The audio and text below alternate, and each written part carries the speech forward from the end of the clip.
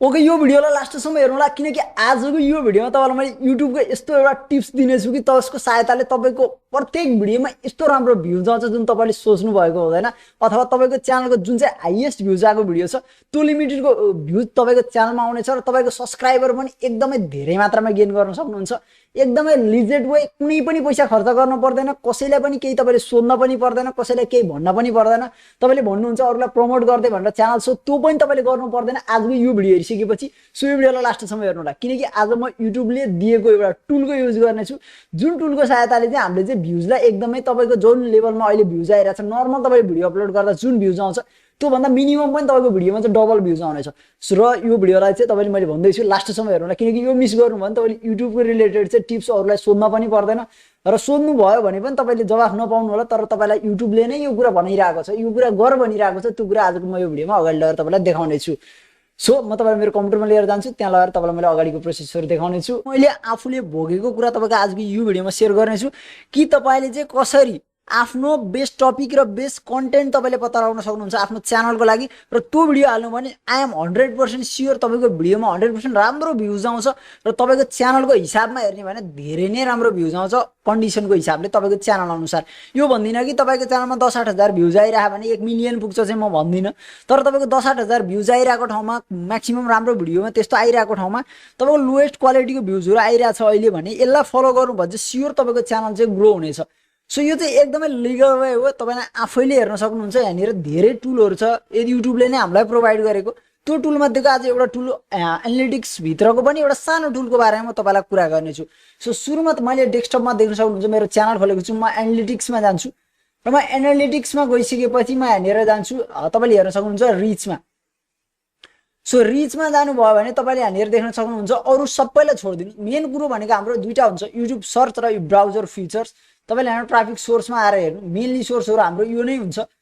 यदि तपाईको चाहिँ लिगल वेबाट तपाईकोमा च्यानल आइरा छ भने युट्युब सर्च हुन्छ अथवा कसैकोमा ब्राउजर फिचरमा धेरै हुन्छ सो यो दुईटा मध्ये एउटा चाहिँ इम्पोर्टेन्ट हो सो यसको यसले नै हाम्रो यो जुन इम्प्रेसनको रेट अथवा हाम्रो युट्युबले रिकमेन्ड गर्ने रेटहरु हामीले घटाउन बढाउन यसैबाट नै सकिन्छ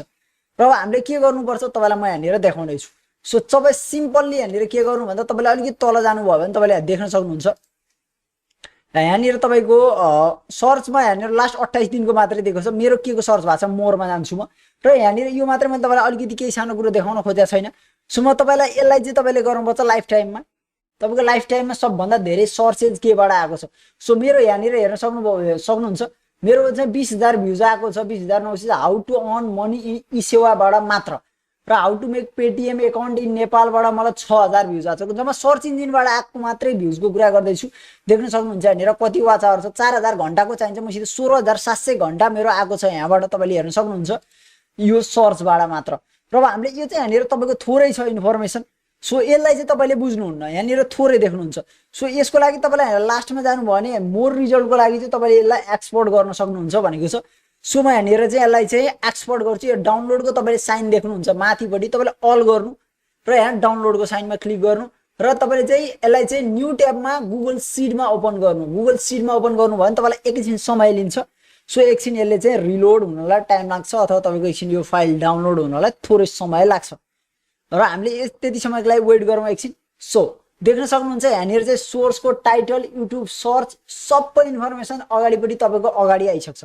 यसरी सबै यहाँनिर तपाईलाई 500 सम्मको तपाईलाई चाहिँ दिएको हुन्छ यहाँनिर धेरै हुँदैन 503 दिएको छ अथवा 500 दिएको छ मलाई यहाँ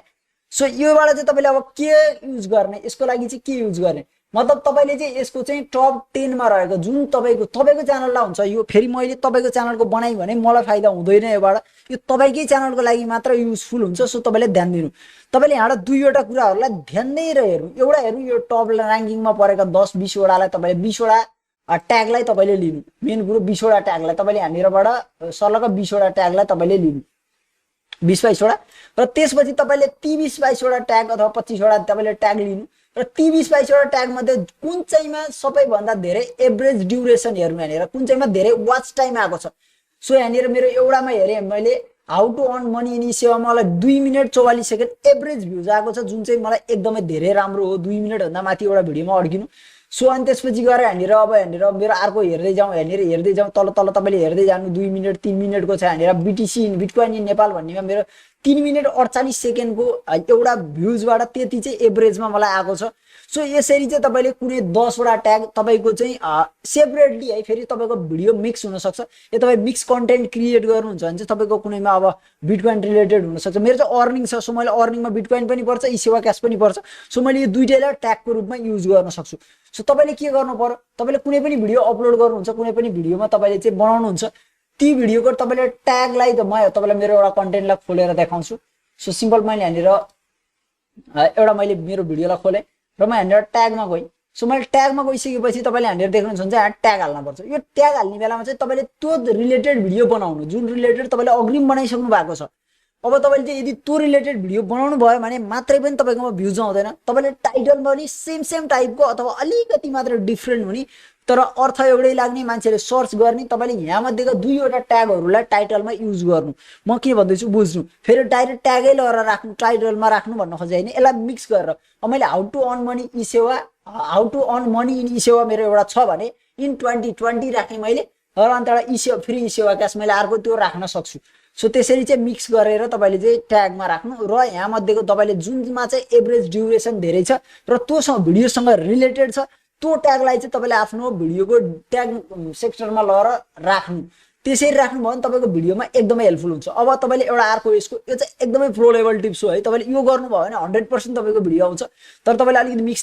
टाइप कन्टेन्ट मैले जस्तो क्रिएट गर्नुहुन्छ भने चाहिँ तपाईहरुको लागि अलिक गाह्रो हुन सक्छ। सो तपाईले दिन्छ भने मैले गएर हेर्नु हैन, मेरो इसेवा रिलेटेड बनाएको बेला मैले यो एकचोटी मैले युज गरिन र अर्कोचोटी मैले युज गरे मेरो 1500 भ्युज आएको छ। सो देख्न सक्नुहुन्छ राम्रो भ्युज छ, ड्युरेसन पनि राम्रो छ, वाच टाइम पनि राम्रो छ। र त्यस्तै मैले अब यो पनि मैले त्यही अनुसार युज गरेको छु। तर मैले जुनमा युज गरेको छैन त्यो भिडियोहरुमा देख्न सक्नुहुन्छ यहाँनिर भ्युज कम छ, त्यो भिडियोहरुमा भ्युज कम छ, अरु भिडियोमा भ्युज धेरै छ। र अनि अर्को एउटा कुराले पनि डिपेन्ड गर्छ फेरि तपाईकोमा, यसमा तपाईले ध्यान दिनुपर्छ कि तपाईको चाहिँ अहिलेको ट्रेन्डिङ टपिकहरु छ कि छैन। यदि त्यस्तो छ भने चाहिँ त्योबाट पनि तपाईको भ्युज चाहिँ धेरै आउने सम्भावना हुन्छ।